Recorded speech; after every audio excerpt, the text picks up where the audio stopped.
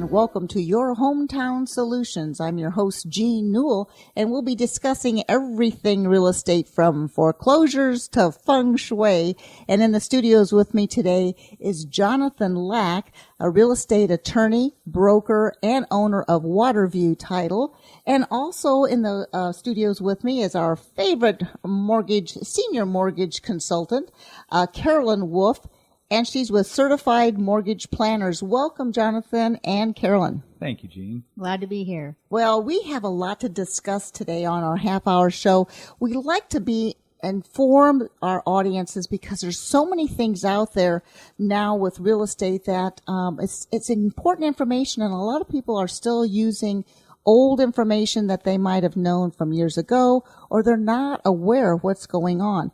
So, Carolyn, and Jonathan, let's talk a little bit about some of the questions that people might be asking over time. In fact, I have 199 questions that buyers and sellers should be asking their real estate agents, hopefully not all at one time, right, Jonathan? Right.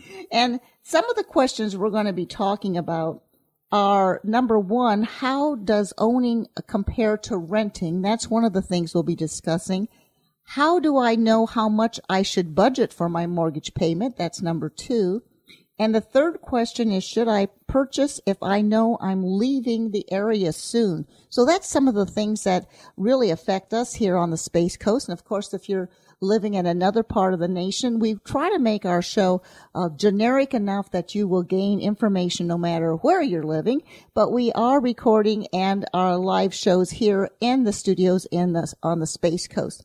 So, Jonathan Lack, let's talk a little bit about your companies because it's so important to know the differences between real estate companies, brokers, real estate associates. Let's start first with your law office. You have Lack and Lack Chartered, and you're attorneys at law, and that you specialize in real estate law. What are some of the reasons that you can think of just off the top of your head right now on why people might want to get in touch with a real estate attorney versus a real estate agent in the very beginning of their real estate search? All right. Well, thank you for having me on the show, Jean, and it's always a pleasure to be working with you. Black Chartered is a transactional real estate law firm. It's my father and myself in practice together, and we specialize in representing buyers and sellers in connection with transactions, real estate transactions, both commercial and residential. I am also the broker owner of Waterview Realty Services, and that's consists of real estate agents who help buyers and sellers to find properties and to sell properties, put buyers and sellers together. And lastly, I have Waterview Title Services, which is the hub of any closing transaction. The title company is the organization that closes the loan. It brings the buyers and sellers and lenders together, prepares the paperwork, and handles the closing. You would want a real estate attorney to review your contracts and to make sure that your rights and obligations are being protected and you're doing what you're supposed to.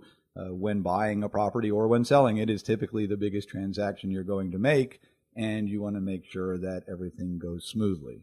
One of the things, we're both from South Florida, and we moved up here, Jonathan and I, several years apart, but we're both from South Florida, and I've been up here since 1980 on the Space Coast, and you've been here since, when was it? 2003. 2003.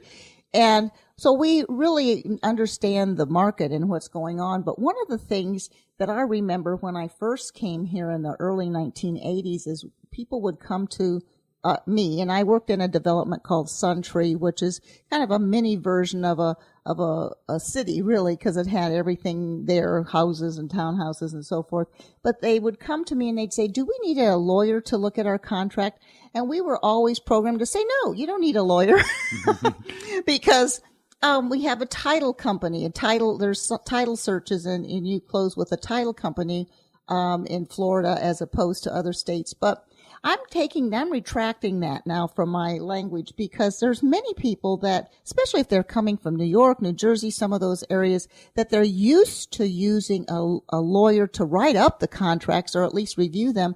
And the lawyer really plays an important part of the transaction, as opposed to now in Florida, a lot of real estate agents are using the standard FAR bar contract, and that's was designed and that was created by lawyers. So it's not just something real estate agents came up with. This is a contract that the attorneys came up with. But the point is, if you're comfortable and you're used to having an attorney, why not? If it gives you peace of mind and you're used to that already, have an attorney take a look at your contract, whether you're the seller or you're the buyer, even though you have representation from a real estate agent. So there's still those people that feel more comfortable using an attorney. Well, Jean, you said something right then, which is exactly the point, and it's representation. An attorney is going to be an advocate for their client. An attorney is only going to represent one party, the buyer or the seller.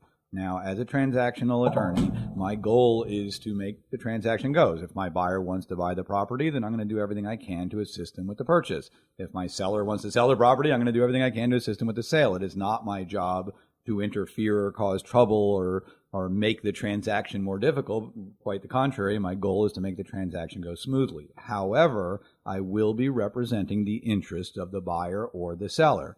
So in some cases, I may get a buyer who has certain particulars that they need. Now, a real estate agent, and again, I am a broker as well, so I wear that real estate agent hat. And as a real estate agents essentially represent the transaction, or they represent the seller. Their goal is to get the property sold. So buyers who are buying property, while there are provisions for real estate agents to act as buyer agents, that is the uncommon, that is more rare.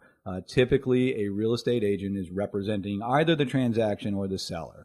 So when you're buying a property, which is typically the biggest purchase you're going to make to date, you want somebody representing your interest and making sure that your needs are covered and that you're protected. And that's the primary difference with a real estate attorney and a real estate agent as far as advocacy and representation. Obviously, some of the other differences are, as attorneys, we can draft contracts and we can prepare documents and we can do things to protect the parties and make sure the transaction goes smoothly. But again, real estate agents serve their very valuable purpose of finding a perfect home for a buyer and helping find a buyer for a seller. And real estate agents assist with things like inspections and surveys and finding somebody perfect like Carolyn to get a mortgage for you. So each of the different players in the real estate transaction plays a different role. Well, I want to bring Carolyn in on this conversation, but on contracts, I can remember when I got here in 1980, the contracts were legal size paper and was two sheets of legal size paper. Now they're upwards to 12, 16 pages. A tiny little print, two sides, it's very complicated, and there's other addendums that have to be added.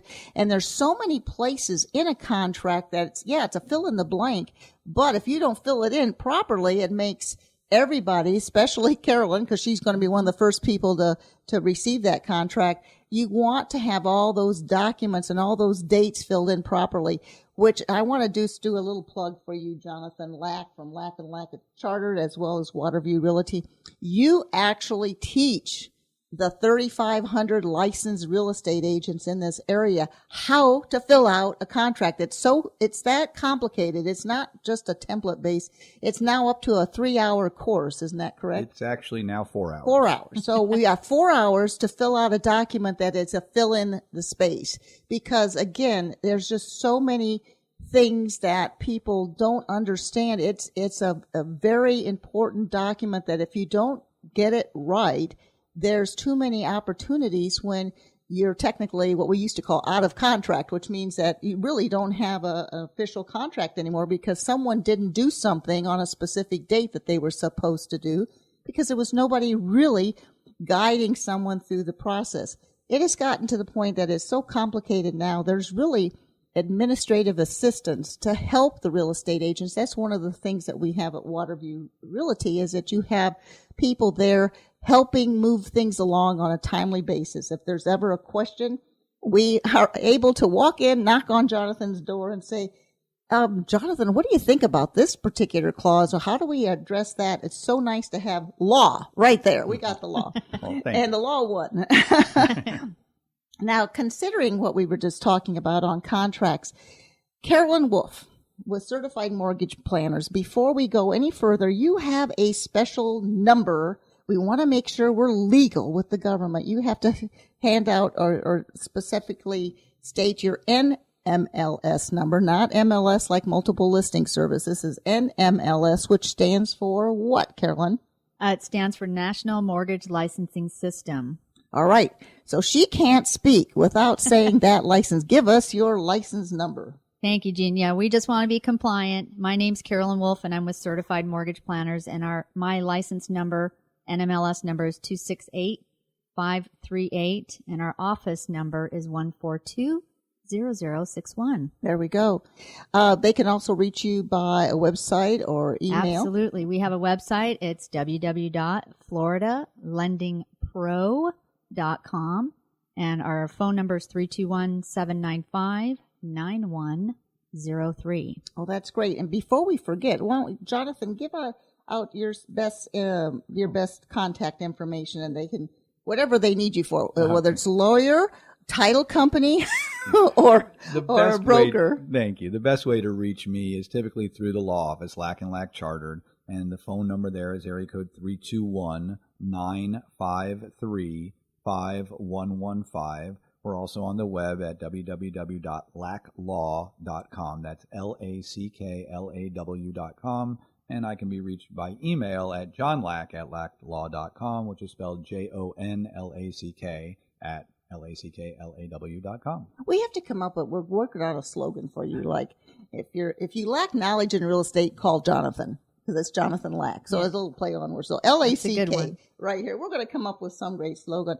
But bottom line, we have so many things to talk about, and there could be hours of air time on talking. But we want to every week come up with a couple things that we really get into, so it might help you if you're out there thinking about buying or selling, as far as what you need to do. And by the way, I'll put in a little plug for our website at yourhometownsolutions with an S.com. There you can get some great ideas on whether you should buy or whether you should sell, because sometimes, depending on your age, I like to work with boomers and seniors. You're thinking about buying or selling, but you just don't know what you want to do. And so sometimes it's nice just to sit down with someone or even on the phone and talk through what your future looks like as far as what you have in mind, because sometimes you're better off staying put and just remodeling, and other times you have a lot of options. And in weeks to come, Carolyn's going to be explaining some of the ways, especially if you're over 62, how you can do a lot of things with the equity you already have in your home, or for new homes that you're purchasing that you may not be able to qualify for a specific loan under the regular guidelines. So that being said, we talked about the three questions we were going to talk about. How does owning compare with renting? How do I know how much I can budget for a mortgage payment? And should I purchase if I know I'm legal?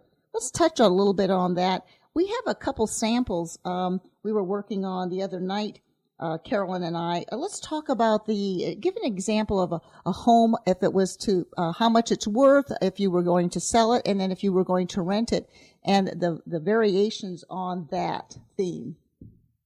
Thank you, Jean. Yes, I think we also were touching base on some people out there who are trying to decide whether to rent versus buy scenario, because in today's market, as you were explaining to me and coming to me, it's gotten awful hard for people to find homes to rent. It's unbelievable. I don't know what happened in the last 6 months, but rents have jumped sky high. And I think it's telling us what the real estate market is doing as a whole. Is there for a while, about 2 years ago, we were seeing a lot of people flipping houses. Right. And all of a sudden, all these flipping companies come out of the woodwork and they're advertising on TV, get in there and you're going, oh, the market must be picking up. They're really selling all these how to flip a home and all. But all these investors have purchased at a good time. I think for some reason, here we are with interest rates very low.